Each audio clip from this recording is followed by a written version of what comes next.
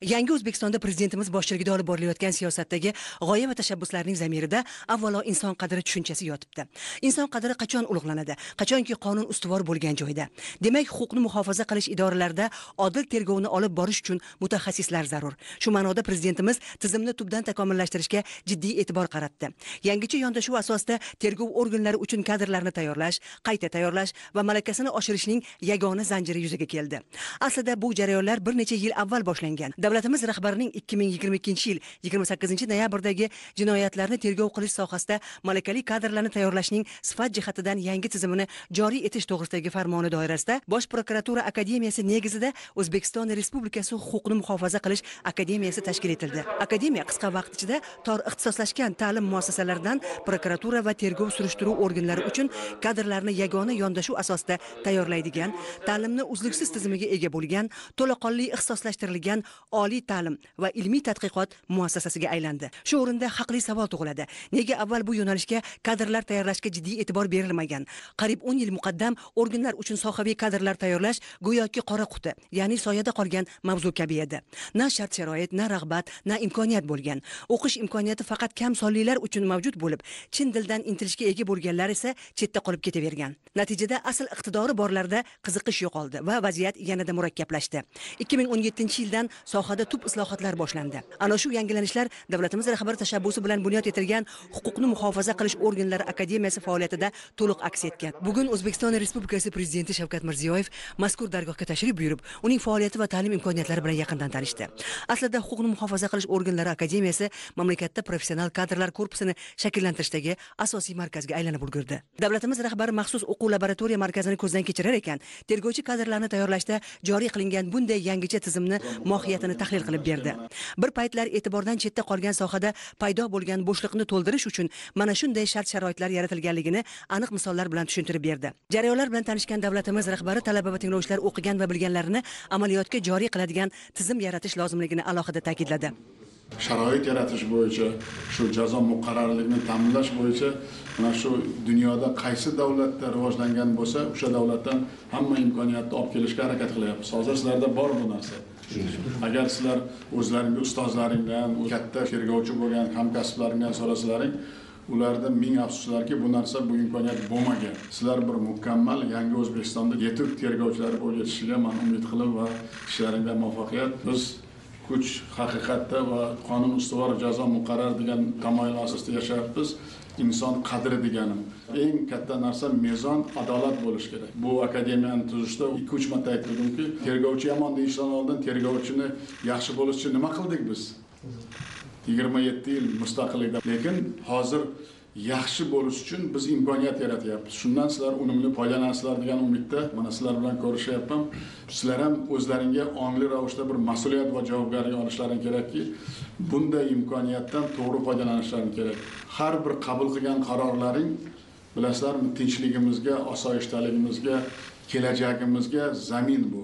Ikkinchidan, har bir jinoyat bo'lgan joyda tergovchi o'zini u jabrlanuvchini o'rniga ham, u jinoyatchini o'rniga ham o'zini qo'yish kerak. Ana shunda adolat va ana shunda mezon, ana shunda eng to'g'ri yechim bo'ladi. Shuning uchun fursatdan foydalaninglar, natija sizlarniki bo'ladi. Huquqni muhofaza qilish akademiyasi O'zbekistonda birinchi bo'lib, turli tizim, yagona yondashuv asosida huquqni muhofaza qilish organlari, surishtiruv va tergov idoralari uchun tergovchi xodimlarni tayyorlab berishni birinchi vazifa qilib oldiga qo'ygan. Bundan tashqari magistratura yo'nalishi, qayta tayyorlash va malaka oshirish kursi yo'nalishlari bor.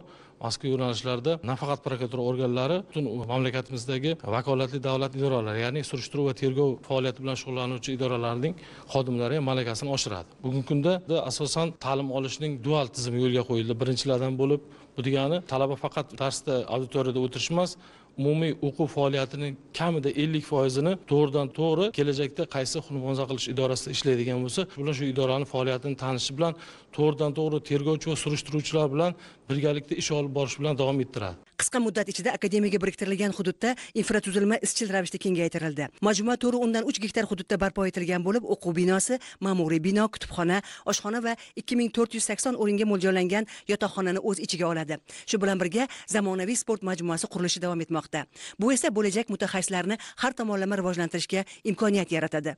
Prezidentimizga amaliy faoliyat uchun mo'ljallangan xonalardan qanday samarali foydalanilayotganligi haqida ma'lumot berildi. Davlatimiz rahbari ta'limda amaliyotga e'tiborni kuchaytirish muhimligini alohida ta'kidlab, o'qitish usullarini takomillashtirish bo'yicha bir qator tavsiyalar berdi.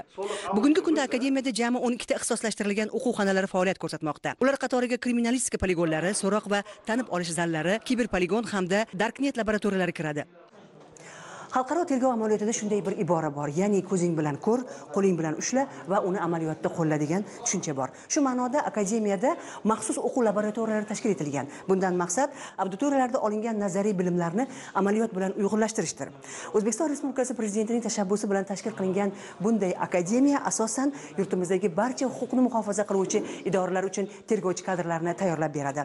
Bundan tashqari akademiyaning 1,5 mingdan ko'proq talabalari bu yerda kasbga oid ko'nikmalarni oshirishadi.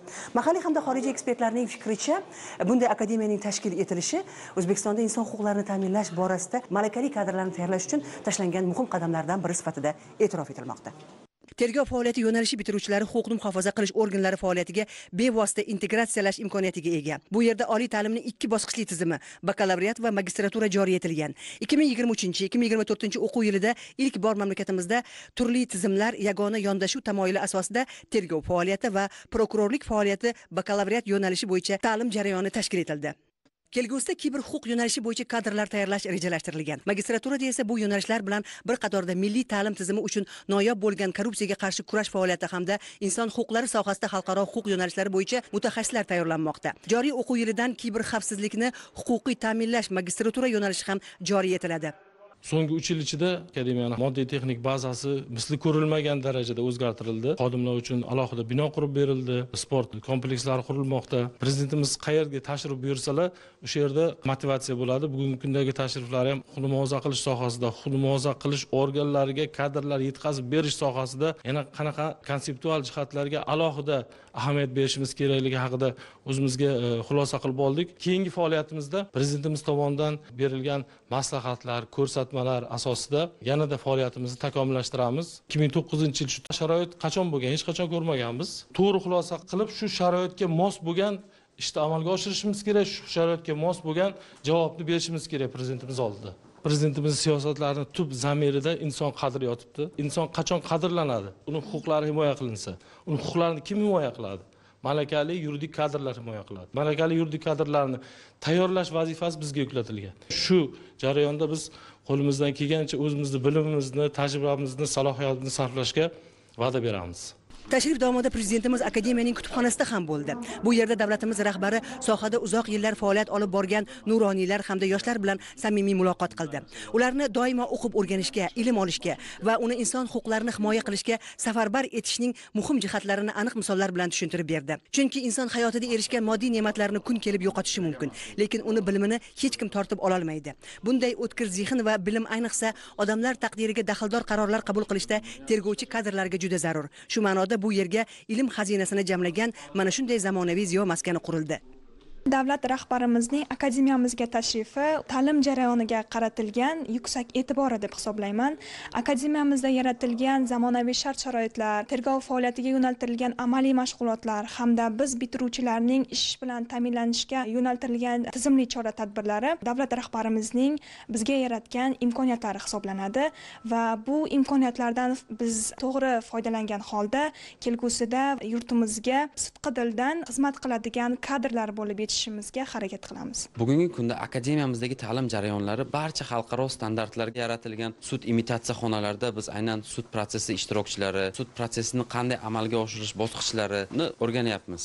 Bundan tashqari akademiyamizdagi kriminalistika poligonlarida biz to'g'ridan to'g'ri tintuv, hodisa joyini ko'zdan kechirish tergov harakatlarini amalga oshirishimiz mumkin bo'ladi va buni aynan real hayotda amalga oshirish tartibini biz aynan o'sha kriminalistik poligonlarda o'rganib boryapmiz. Bunday sharoitlarni bizga yaratib bergan muhtaram prezidentimizga akademiyaning barcha talabalari nomidan o'zimning chuqur minnatdorchiligimni bildiraman. Akademiyamiz O'zbekistondagi eng yangi oliy ta'lim muassasalaridan biri hisoblanadi va bu yerdagi dual ta'lim tizimi orqali talabalar nafaqat nazariya orqali, balki amaliyot orqali ham juda ko'plab bilimlarni shaxsan ko'zlari bilan ko'rish orqali o'rganishadi.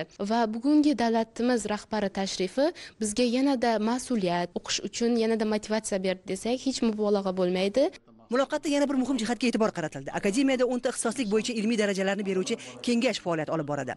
Shundan korrupsiya muammolari ixtisosligi bo'yicha ilmiy kengash mamlakatimizda yagona hisoblanadi. Bugungi kunda bu yerda barcha bosqichda o'qiyotgan talabalarga 81 nafar malakali professor o'qituvchilar saboq beradi. Tahlillar shuni ko'rsatadiki, akademiyaning ilmiy faoliyati 67% dan oshgan. Huquqni muhofaza qilish akademiyasiga davlatimiz rahbarining bugungi tashriflari juda ko'tarinki o'tdi. Bu tashrif barchamizga juda katta mas'uliyat yuklaydi.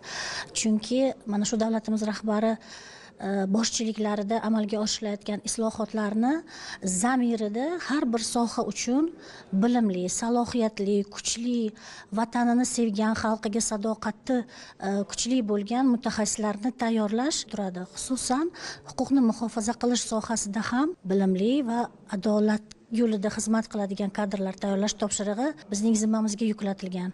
Shunday ekan, ta'lim faoliyatimizni amaliyot bilan uzviy ravishda bog'liq holda amalga oshirar ekanmiz. Bugungi uchrashuvdan va bugungi topshiriq va vazifalardan ilhomlanib, yanada katta marralarni o'z oldimizga maqsad qilib qo'ydik. Bundan keyin ham akademiyamiz huquqni muhofaza qilish sohasi, jumladan prokuratura sohasi uchun bilimli, malakali va zamonaviy chaqiriq va tahdidlarga javob bera oladigan, qarshi tura oladigan salohiyatli kadrlarni tayyorlashda barcha ijobiy xalqaro tajribalarni chuqur o'zlashtirib, o'z maktabimizni, o'z ijobiy tajribamizni yaratish ustida ishlarimizni davom ettiramiz. Sir emaski, hozirda zamonaviy texnologiyalar rivojlangani sari kiber jinoyatlar turlari ham soni ham ortib bormoqda. Bu soha oldiga jiddiy vazifalarni qo'ymoqda. Shu ma'noda raqamli kriminalistika sohasiga alohida e'tibor berilmoqda. Shu ma'noda akademiya tarkibida ilmiy tadqiqot instituti faoliyat yuritib, u murakkab tadqiqotlar va ekspertizalar o'tkazmoqda. So'nggi yillarda 189 ta kiber jinoyat fosh etildi. Jinoyatlarda fosh etish, ularda tergov qilish samaradorligini oshirish, jinoyatchilarga nisbatan jazo muqarrarligini ta'minlash nuqtai nazaridan muhtaram yurtboshimizning qarorlariga asosan 2024-yil iyun oyida Huquqni muhofaza qilish akademiyasi huzurida raqamli kriminalistika ilmiy tadqiqot instituti tashkil etildi. 30 dan ziyod raqamli kriminalistika texnika vositalari bilan institutimiz ta'minlandi. Hozirgi kunda 2000 ga yaqin surishtiruvchi, tergovchilar respublikamizning barcha hududlarida institutimizda faoliyat ko'rsatayotgan prokuror, kriminalist xodimlarimiz joylarga chiqib, ularning malakasini oshirib, aynan bu sohadagi ko'nikmalarni oshirishga erishdilar. Oktyabr-noyabr oylarida Rossiya Federatsiyasi, Tojikiston, Ozarbayjon Respublikasidan huquqni muhofaza qilish organlarining vakillari kelishib, aynan shu kiber jinoyatlarda fosh etish, ularni demak tadqiq etish borasidagi ko'nikmalarini oshirib ketishdi. Hurmatli prezidentimizning akademiyamizga tashriflarida aynan sun'iy intellektni raqamli kriminalistikaga joriy etilishini kengaytirish borasida bergan vazifalarini o'zimizga qayd etib olib, prokuror kriminalistlarimiz bilan birgalikda bu boradagi ilmiy tadqiqot ishlarimizni yanada takomillashtiramiz. Bu borada xalqaro hamkorlik ham muhim ahamiyat kasb etmoqda. Akademiyaning loyihalar ofisida esa Amerika Qo'shma Shtatlari, Yaponiya, Germaniya, Janubiy Koreya, Rossiya, Sloveniya va Shvetsiya kabi davlatlardan jalb qilingan ekspertlar hamkorligida 15 dan ortiq loyihalar amalga oshirilmoqda. Bu o'z o'rnida nafaqat malakali kadrlar tayyorlash, balki joylarda faoliyat olib borayotganlarni ham ko'nikmasini oshirishga mustahkam poydevor bo'lib xizmat qiladi.